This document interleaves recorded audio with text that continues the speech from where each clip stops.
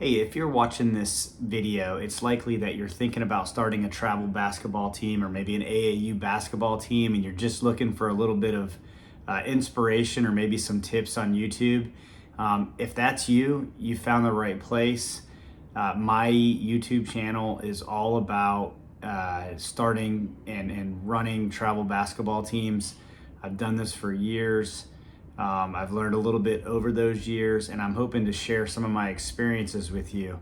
So if this is what you're looking to do, let's jump right into it. So the first thing that you need to think about, and most of you probably already have, is you want to know, what your goals and objectives are with this team. You basically want to answer the question like why? Like, why are you here listening to this YouTube video? Why are you searching for this?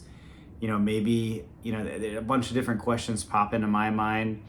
Maybe you just simply want to coach your kid's basketball team. You want to have a little bit of control on how much, you travel with your team. Maybe you want to control who your kid plays with, or maybe you coach, recreation basketball, and you just want to have a team that's yours, a group of kids that's yours, and you guys play in more competitive environments. Those are all really good reasons why. But mainly the reason why I throw this out there is because there's a lot of different types of programs that you can start, a lot of different types of teams that you can start. Your team that you want might be like super competitive. Maybe you want one of these, advanced teams that, go all the way and play in these really elite tournaments. If that's the case, you're probably watching the wrong channel. My channel is more for, coaches that want to start out something small, maybe, run a medium-sized team. They're just in the beginning phases. Those are the kind of folks that I cater to on this channel. But, that's what you want to know. And the answer to that question is going to drive responses to the remaining steps that I'm going to talk about in today's video.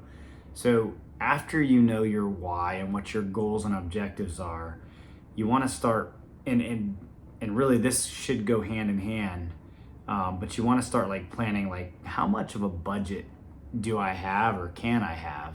And I understand that if you're, if you just figured out what your reason for doing this is, you probably have a good idea how much money you want to spend, but maybe you're hoping to get money from outside sources, which I would definitely suggest. When I start looking into planning my budget, my advice or what I want to share with you is that there's going to be two really major financial points in this, and this is like incoming, money or funds, and outgoing expenses. Really, it's almost as simple as that. You're gonna need to figure out really what you want to do, how much money you're gonna need to make this work, and then figure out how to get that money. And I'll talk a little bit more later on about where money comes from in a travel basketball program, but I'll sum it up for you. It's either gonna come from your parents, the parents of the players on your team are gonna pay you a one or two time fee, or maybe a monthly fee, and you're going to use those funds to determine what kind of program you're going to have that season. It's very important that you plan ahead on these things, and that's really the reason I created this channel, was to help people plan for this type of thing so that you can have a good season and everyone will know. But if you haven't already thought about this, some of the expenses that you're going to have to deal with or come across will be like gym rental fees, which can get pretty pricey. They can also be free, but if you're paying, it could be a large chunk of what you do pay for. Uniforms, which can be paid for by parents if you have a beginner team. I will throw out there really fast, and I will talk a lot about uniforms on this channel, but uniforms can take some time to get here. So if you've got a month, that's probably if you got a month before your first tournament, you might be a little behind. Those uniforms do take a little bit of time to put together and ship in some cases. Travel expenses, it's really difficult to determine how much travel expenses are going to be, unless are are parents getting their players or their kids to the tournaments that are outside of your city, not commuting distance? Are they paying for hotels? Are you paying for hotels? Are you including that in the cost? There's a lot of things there that you have to think about. And that really can, if you're doing traveling and the parents aren't going to take care of their own player and you have to kind of figure that out on your own, that's going to take some serious forward or advanced planning on your part, because hotels and food and gas, it's all pretty pricey. Another thing is tournament fees and registration costs.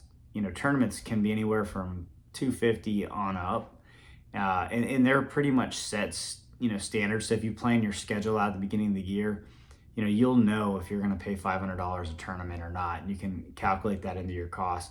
You'll also know how much registration fees and insurance are for each different type of sanctioned organization. So those are pretty clear cut costs that you can be prepared for. Doesn't make them any cheaper, but at least you'll know they're coming. Another thing you want to do, and this one is super important, is just recruiting some people to help you out on this journey. You don't want to do this alone. If you're the coach, the coach's job is there's a lot of things to do. Obviously, planning and getting ready for practices, making sure you got gear, getting to the practice place, rallying everyone up, dealing with questions that come up from parents, dealing with logistical issues at the gym. Maybe the lights aren't on, maybe the gym's on. There's a lot of things. So if you can get an assistant coach or two, that can make your job a lot easier. I definitely suggest a team manager, a team parent, team mom, team dad. Those can always be helpful. And, making or having them help you out with some of these administrative taskings can really make your job a lot easier. You can also get a treasurer, especially if you're going to have somebody that's going to deal with the money. That could be a team parent as well. And then, of course, if your program's going to be a little bit bigger, and as your program grows, maybe you're going to get a trainer that can help you out with some of your practices. After you get that team set up, you got to start looking at who are going to be my players, and how do you do that, right? Like you gotta go out and you've got to start recruiting, or at least hosting a tryout. My suggestion is start networking with some of the local, depending on what grade you are, start networking with the local either high school or maybe middle school basketball coaches, or some of the tournament or some of the recreation leagues will have the players that you want. You'll have one or two players on each team that stand out every single season, and maybe you want to start hanging out at the rec league and the various rec leagues in your area and start recruiting from there. I would set up a tryout where you advertise it on social media. You get with those coaches that you've networked with and you let them know, hey, we're having tryouts on this day. Each player should bring, whatever. If you're going to charge them, a $15, $20 registration fee to come and try out to help offset the cost of that gym rental. And then you can, host tryouts, and you can start determining which players are going to be on your team, or at least the ones that you want. I will share a video on how to run a successful tryout. It's actually really simple, but if you don't have a good solid plan, it can be pretty, it can be chaotic, right? 50 kids showing up and, maybe just you and another coach. How do you look at everybody? So there's some ideas that I have on how to do that. I can give you, I will include some drills to help evaluate, the individual skills of the players, their, ability to operate as a team, and of course, most importantly, attitude. And I will say that selecting players who align with the goals and objectives, or at least the mission or values that we talked about earlier in this video, is super important. You don't want to bring a problem onto your team. You don't want kids or parents with attitudes that you're not going to tolerate. You don't want to be the person trying to fix those problems. It may just be best to just develop somebody. But that's really, a decision for you to make independently. once you know, are faced with that dilemma. The next thing, and a lot of these are just running simultaneously, right, is you want to start securing facilities and procuring some equipment to do the job that you want to do as a coach. The facilities can be easy in some cases. It can be hard. In my area, we have a couple gyms that will rent them out to you. They're all mainly school gyms, but there is a church gym. I don't know what's in your neighborhood or what's in your area, but hopefully you have some contacts and you can get that. If you don't, and there are schools in your area, middle schools, high schools, maybe not the high schools, it might be a little bit difficult, but maybe so. You can reach out to the school board and try and rent the gym space there to see how much it costs. I'd like to give you an estimate on how much that is, but it's really dependent on the area you're in and how much they charge. And then once you know how much they charge, you can always split that cost with another travel team, or maybe create another travel team and get some more coaches involved, and you can split that cost because it does get expensive. And you can effectively run two teams practicing in one gym facility if it's a full court and you have at least three. As long as you have at least one, but if you have the three rims and backboards on one side of the court and the other team has the other three, that can be that's good. And I suggest an hour and a half practice, as many nights as you're going to practice. You'll also want to in the schools that you go to too as well, they will definitely require insurance and things like that, and I'll talk about that in a little bit, but you can usually get that pretty cheap through like AAU, or even some of the other organizations will have it, and they'll offer you either individual insurance or team insurance, and I probably won't go into detail in this video, but I will talk about my experiences with that later on. You're definitely going to need, when I first started out, I definitely bought a set of basketballs, right? Like for the size, my first team was 4th grade, so I bought the appropriate size basketball for those players, air pump, bag, all super important things. I bought cones, and I think that was pretty much it. And I think practice jerseys or pennies. Those were the things that I focused on initially, but you can procure more equipment as time goes on. You definitely, you want to. I use cones, to help out with drills. I'm sorry, I use cones, but I also use chairs too. We practice in a church, so I was able to use some of the chairs there to make my program or my practices a little bit more interesting, I should say. So, and the other thing that you want to start doing while you're getting all that stuff set up is you want to start looking at the different tournaments in your local area. Earlier I said I cater to the beginner teams, the medium teams. If you're in a big metropolitan area, you probably have tournaments that are within driving distance every single weekend. Go for them, right? Like, don't make this hard on yourself in the beginning, otherwise it'll be tough and you won't want to keep doing it. So what I would suggest with that is look for the tournaments that probably the bigger tournaments that are going to have a varying amount of teams. Pick those tournaments.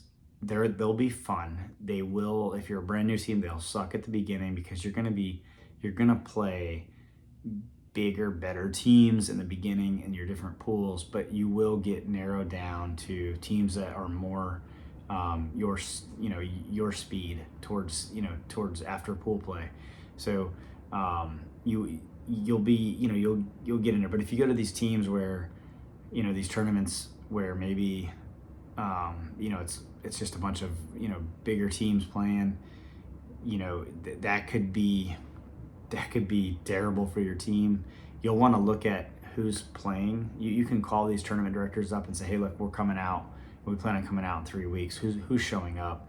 And then you can look up their rankings on AAU or whatever website they use to figure out if this team is a tough team. You can also find easier tournaments, like Division II or Division III tournaments, especially if you're in these bigger cities.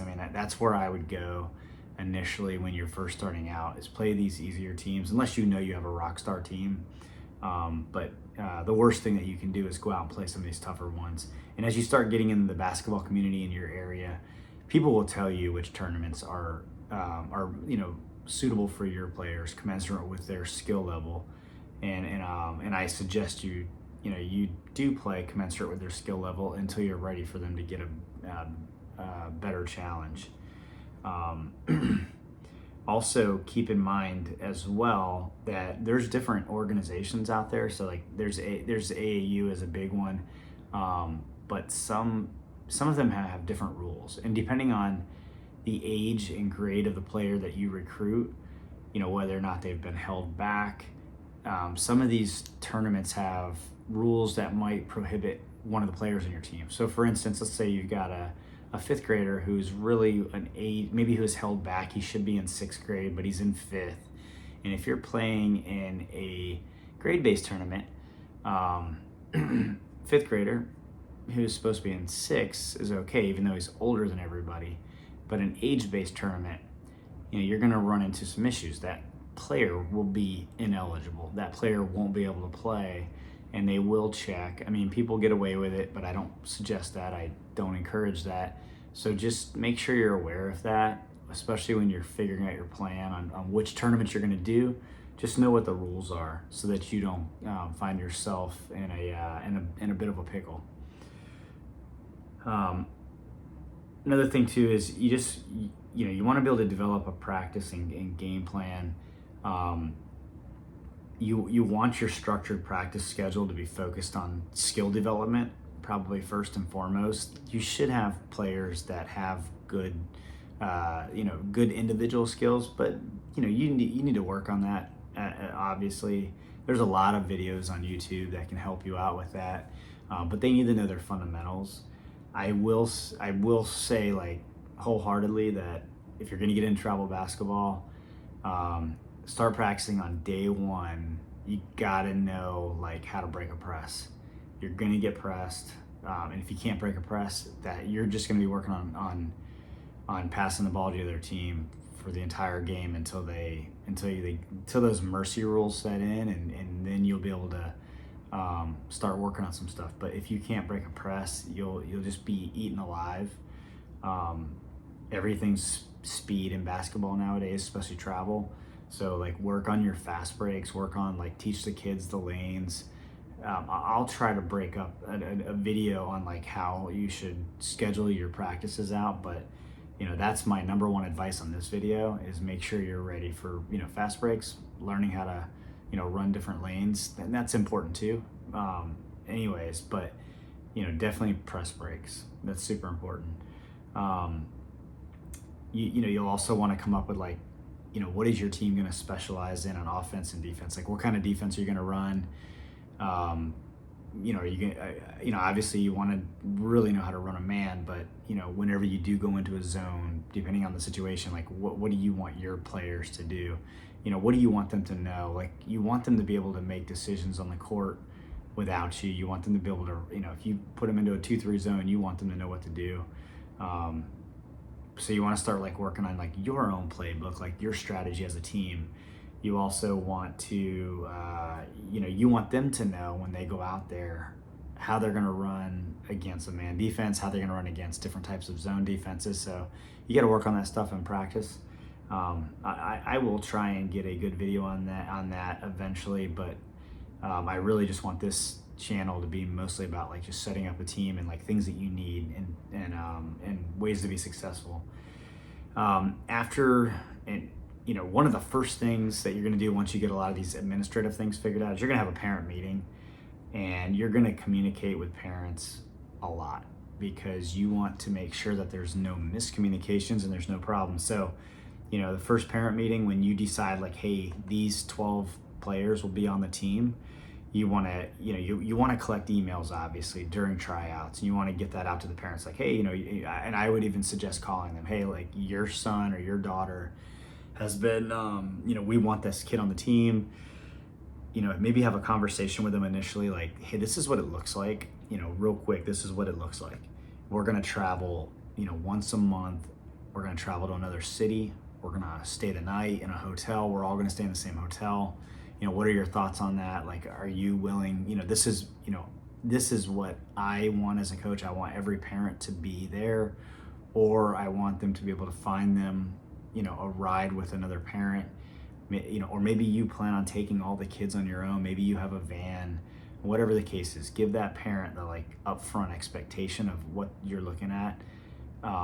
Tell them about cost, tell them about time, tell them about attendance, tell them, what your philosophy is on attitude. Everything that you want them to know. Make a list, tell them about it, tell them how much this thing's going to cost, see what they say. Parents will tell you if they can't afford it. Talk about fundraising. I will do a lot about fundraising on this channel, and give them the deadlines, and then set up a parent meeting and do all that all over again. But I would suggest, if collecting money a month before you need it or more, so that you aren't holding the bill when it comes time to pay for some of these registration fees. So that is really it for today's video. I'm going to do a lot of these. If this is the kind of content you're looking for, please subscribe to the channel. I'll put a link to a website that I have that talks a lot about these things in detail. And I hope that this gives you some sort of inspiration to, number one, determine if this is right for you. And if it is, I hope that it gives you the courage to start your own travel basketball team and enjoy it like I have for many years.